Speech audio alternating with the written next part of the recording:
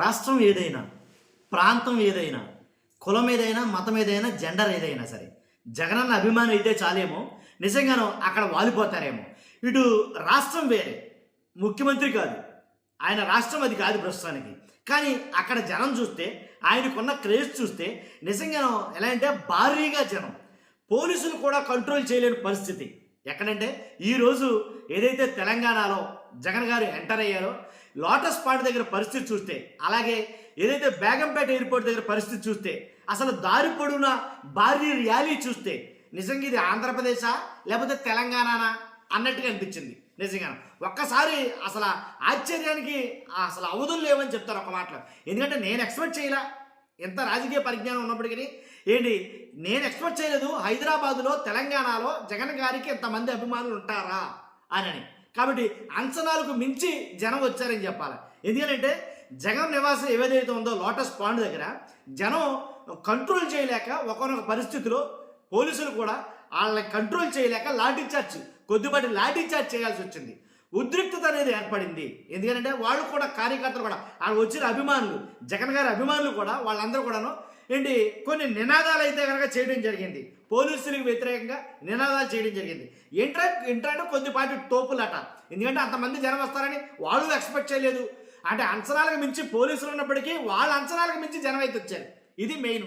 కాబట్టి వాళ్ళు కంట్రోల్ చేయలేకపోయారు. కాబట్టి ఒకసారి వీడియోలోకి వెళ్ళే ముందు నా రిక్వెస్ట్ ఉంది, ఫస్ట్ అయితే లైక్ చేయని చెప్తాను.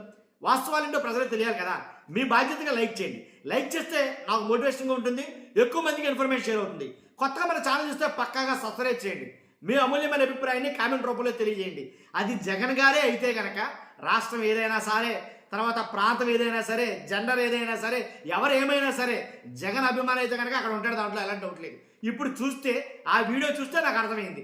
అసలు వస్తున్న జగన్ గారు కూడా ఏదైతే బేగంపేట ఎయిర్పోర్ట్లో దిగాడో, బేగంపేట ఎయిర్పోర్ట్ మొత్తం స్తంభించిపోయిందని చెప్పాలి. అక్కడి నుంచి భారీ ర్యాలీగా లోటస్ పాయింట్కి వచ్చారు. లోటస్ పాయింట్కి జగన్ రాకముందే లోటస్ పాయింట్ జగన్ గారి నివాసానికి భారీ సంఖ్యలో జనం వచ్చారు. వాళ్ళని కంట్రోల్ చేయడానికి పోలీసులు పెద్ద ఎత్తున ఉన్నప్పటికీ వాళ్ళని కంట్రోల్ చేయడం పోలీసుల తరం కాల. ఒకనొక సమయంలో కొద్దిపాటి ఉద్రిక్తత అయితే చోటు చేసుకుంది. కాబట్టి వాళ్ళు పోలీసులు వ్యతిరేకంగా నినాదాలు చేయడం జరిగింది. ఇంతకీ జగన్ గారు అక్కడికి వచ్చిన తర్వాత, కోర్టుకి వెళ్ళిన తర్వాత, సిబిఐ కోర్టుకి వెళ్ళిన తర్వాత కోర్టులో చెప్పింది జస్ట్ మాట్లాడింది లేదు, ఏమి జస్ట్ 2 నిమిషాలట. ఆ 2 నిమిషాలు అక్కడ ఏదైతే కావాలో అదంతా చేయడం జరిగిందని చెప్పేసి ఆయన న్యాయవాది, జగన్ తరపు న్యాయవాది ఎవరైతే వెంకటేశ్వరరావు ఉన్నారో ఆయన చెప్పడం 2-3 నిమిషాలు అయిపోయింది అక్కడ.